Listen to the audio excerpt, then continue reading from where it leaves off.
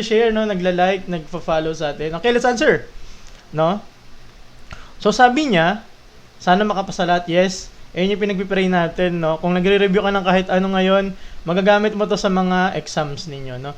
Anong grade ito? Meron to pang grade 3 yata. Kasi si Ken, yung anak ng kaibigan ko, meron sila nito. Pero ito, lahat to ng shapes, no. Yung perimeter natin. Kaya hanggang college to. Hanggang sa mga mag-e-exam ng CSE pwede to. Okay? So, sabi niya may square daw siya. Okay? Ang area daw, naka-area is 2 to 5.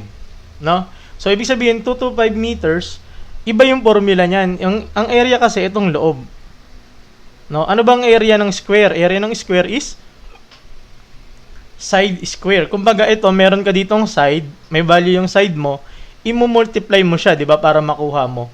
No, so gagawin mo diyan yung